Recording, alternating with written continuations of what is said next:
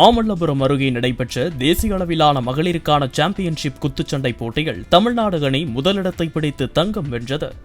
நாட்டின் பல்வேறு பகுதிகளில் இருந்து 800க்கும் மேற்பட்ட வீராங்கனைகள் போட்டியில் கலந்து கொண்டனர். மகாராஷ்டிரா 2ஆம் இடத்தை பிடித்து வெள்ளிப் பதக்கமும், ஹரியானா 3ஆம் இடத்தை பிடித்து வெண்கலப் பதக்கத்தையும் வென்றது.